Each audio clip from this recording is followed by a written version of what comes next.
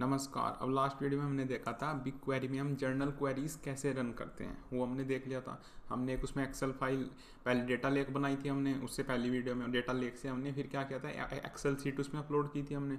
फिर उस CSV file को, जो एक्सेल फाइल थी, उससे हमने कैसे हम उससे क्वेरीज रन करते हैं बिग क्वेरी में, उसे वहाँ पे बिग क्वेरी में इंसर्ट करके वहाँ पे डेटा सेट बना के फिर टेबल हमने बनाई थी। उससे हमने क्वेरी वगैरह लगाना सीखा था कि कैसे हम उससे एनालिटिक्स परफॉर्म करते हैं कि किस डेट में हमारा क्या सेल हुआ है या कौन सा प्रोडक्ट हमारा कितना सेल हुआ है, वो सब हम देख चुके हैं। बट इसमें एक प्रॉब्लम है, अभी तो हमारी जो डेटा था वो काफ़ी छोटा था। अब उसमें तो लगभग 300 टाइप की एंट्री थी। अब आप मानो कि आपके पास ऐसा डेटा है जैसे कंपनी के 10 ईयर्स का डेटा है और आपका पर डे करोड्स में सेल है, तो इस तरीके का आपका बिग डेटा, क्योंकि हम बिग डेटा मॉड्यूल पढ़ रहे हैं तो हम बिग डेटा की बात करेंगे, तो इस लेवल का आपके पास डेटा है।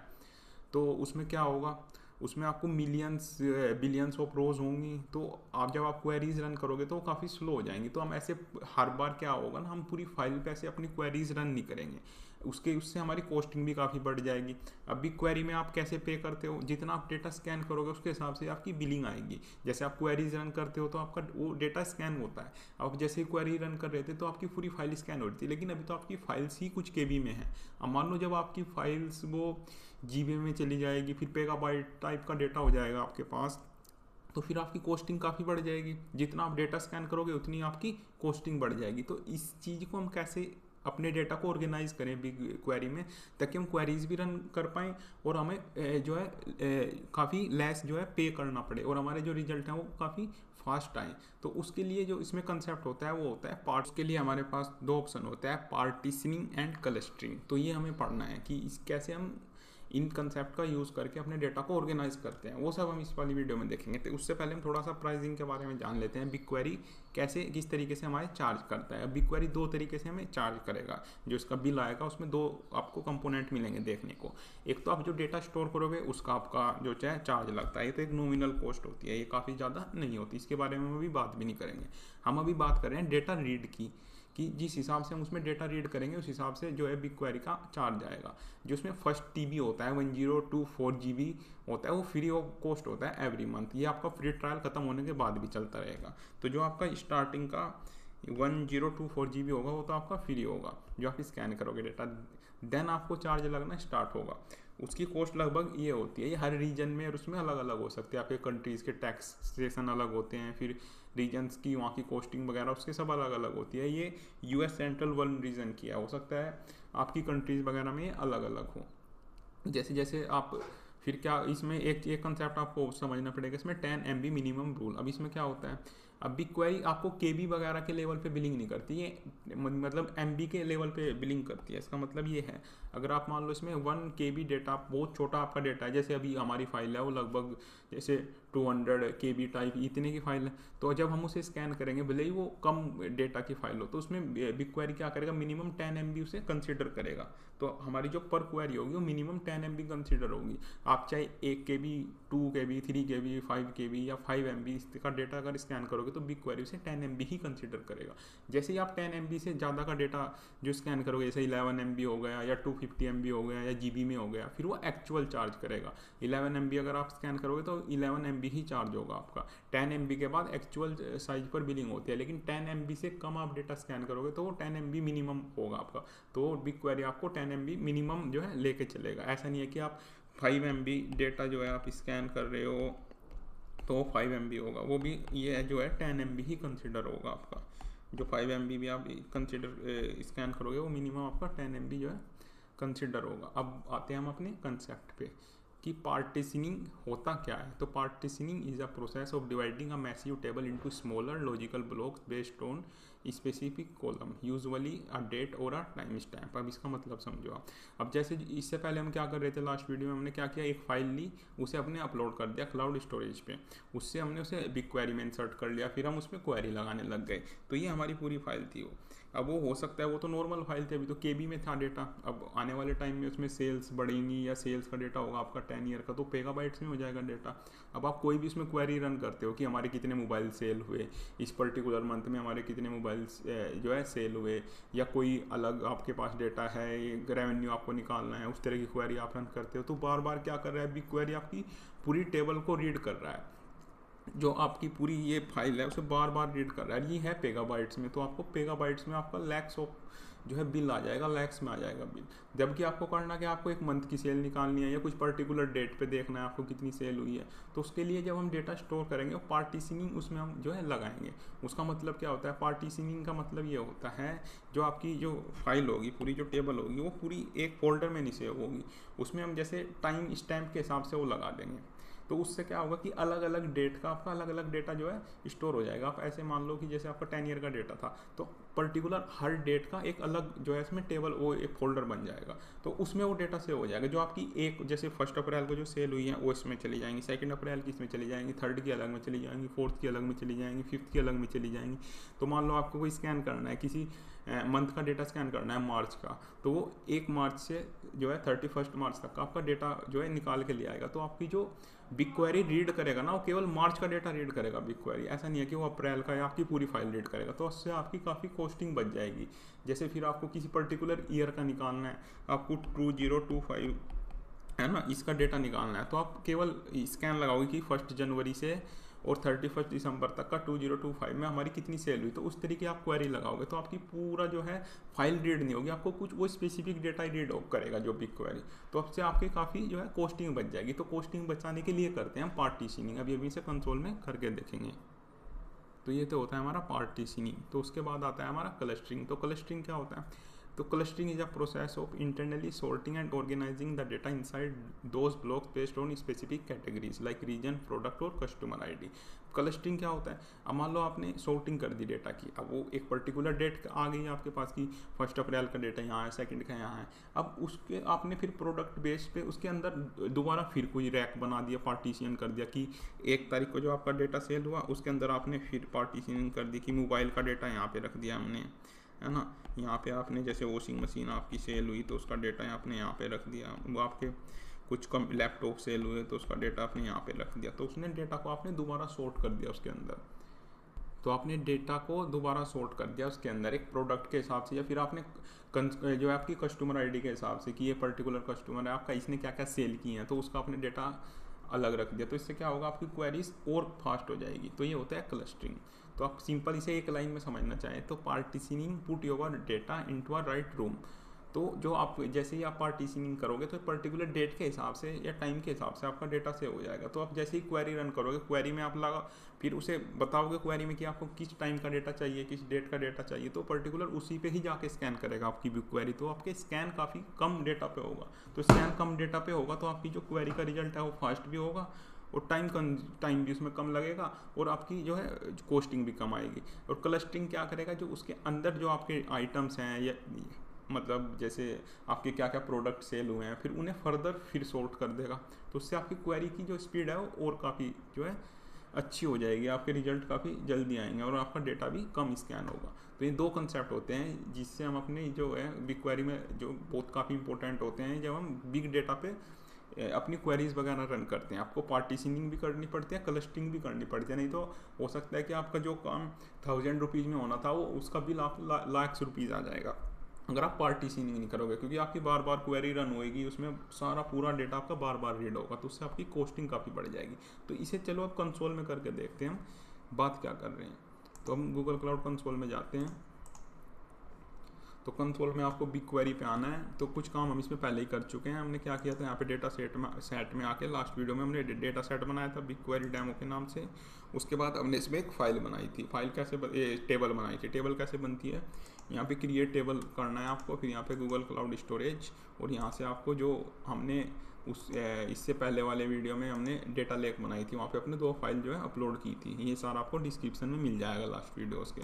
तो यहाँ से आपको इसे इंसर्ट करना है और फिर इंसर्ट करके फिर आपको डायरेक्ट क्रिएट टेबल किया था हमने। पार्टीशनिंग वगैरह में हमने कुछ नहीं किया था लास्ट वीडियो में। तो पार्टीशनिंग के लिए हम क्या करेंगे, हम कमांड्स यूज़ करेंगे, हम यहाँ से पार्टीशनिंग नहीं करेंगे। अब हम दोबारा अनदर टेबल बनाएंगे।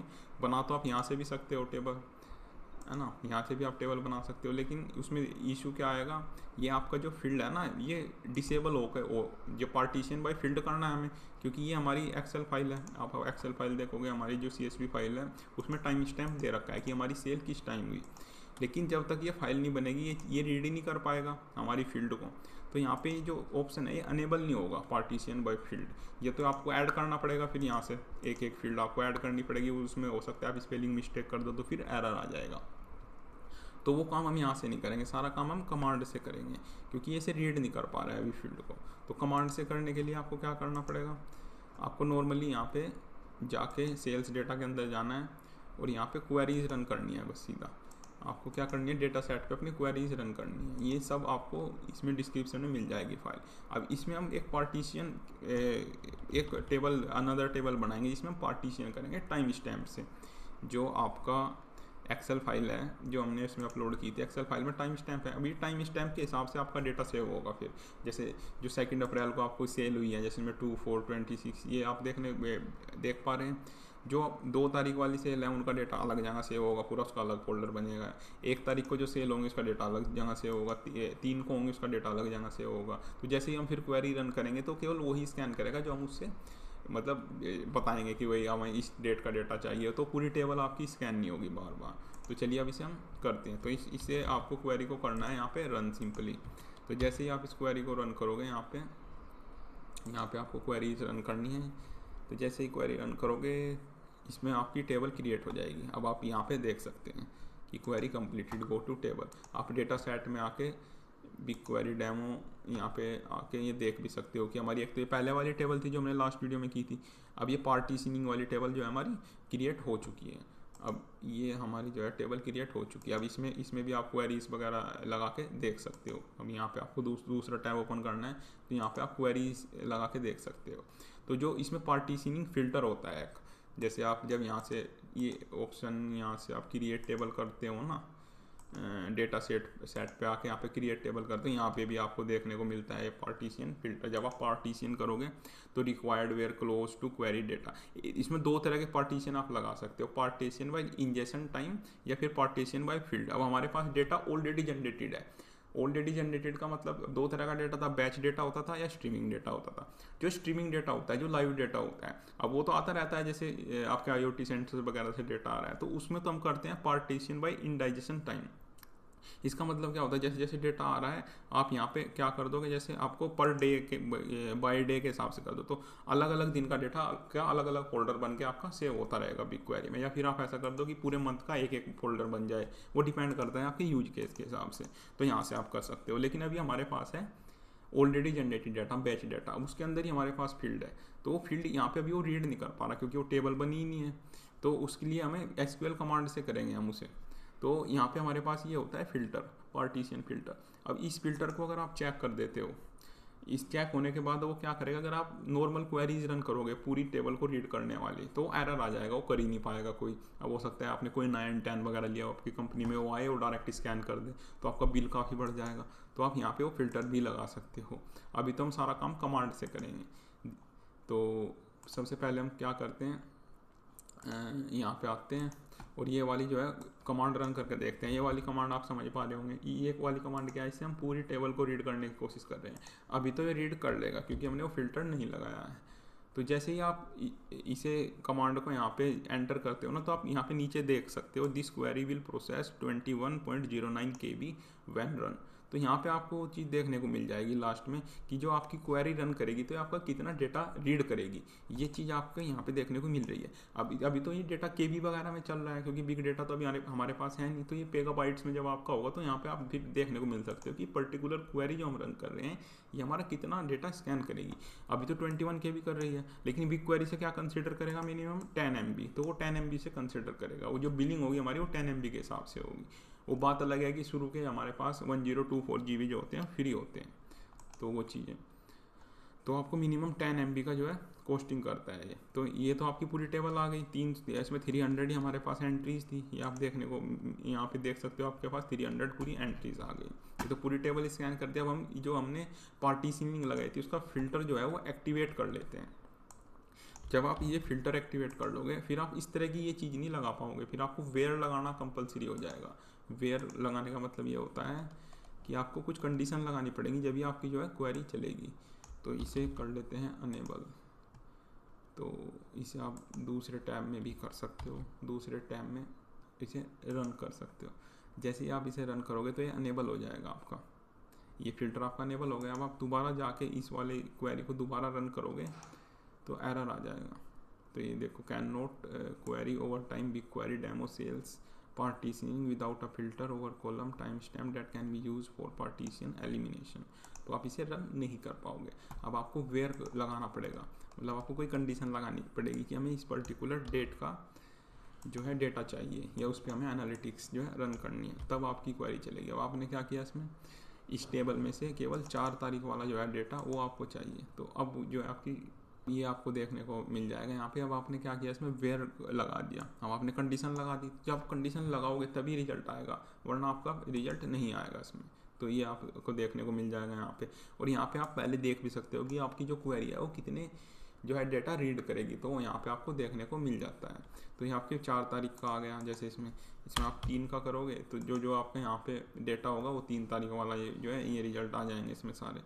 यहाँ से आप एक्सेल फाइल देख भी सकते हो, ये पूरी एक्सेल फाइल है, इसमें सारी डेट्स आ रही हैं। तो उस हिसाब से इसने सारा फिल्टर करके दे दिया आपको डेटा। तो ये होता है आपका पार्टीशन, ये होता है आपका पार्टीशन। अब एक जैसे एक ये वाली क्वेरी हमने बनाई हुई है, इसमें एक्चुअल आपको सारा यहाँ पे रन करके देख सकते हो आप इसे। तो जैसे ही आप इसे पेस्ट करोगे ना तो यहाँ पे आ जाएगा कि कितना डेटा रीड करेगी। तो आपको इसे रन करना है। तो 1 से लेके 4 तारीख तक आपकी टोटल कितने ट्रांजेक्शन हुए हैं और उनसे कितना रेवेन्यू जनरेट हुआ है आपका, तो वो आपका यहाँ पे आ गया। अब 1 से आप 5 तक देख सकते हो। यहाँ से आप डेट चेंज करके फिर दोबारा रन कर सकते हो।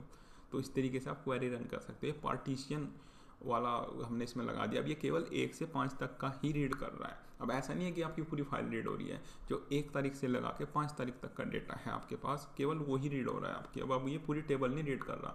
नहीं तो ये क्या हो रहा था, हमारी पूरी टेबल रीड हो रही थी। उसमें हमारा क्या था ज़्यादा। अब अभी तो छोटी फाइल है, जब जैसे फाइल बड़ी होगी हमारी मेगाबाइट्स टाइप डेटा हो जाएगा तो उसमें हमारी कॉस्टिंग काफ़ी बढ़ जाएगी। वो बार बार क्या होगा, पूरी फाइल रीड होगी। तो अब आपने पार्टीशन कर दिया उसे डेट के हिसाब से। तो वो पर्टिकुलर अलग अलग डेट में अलग अलग जो है सेव हो रहा है।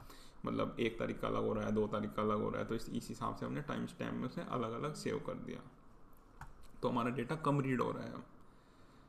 तो अब हम चलते हैं क्लस्टरिंग में। क्लस्टरिंग में क्या होता है, हम फिर उसे जैसे प्रोडक्ट के हिसाब से, जैसे हमारे अलग अलग प्रोडक्ट हैं, अब प्रोडक्ट के हिसाब से फिर उसके अंदर फिर सॉर्टिंग कर देंगे। तो उसके लिए हम एक दूसरी टेबल बनाएंगे।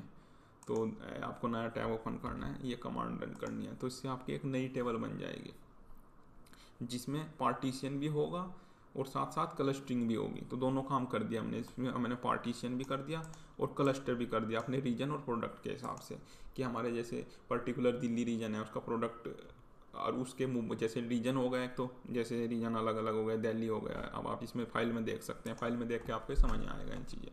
रीजन हो गया कि किस रीजन में आपकी प्रोडक्ट सेल हुई है, और कैटेगरी हो गई, प्रोडक्ट हो गया मोबाइल या कैमरा।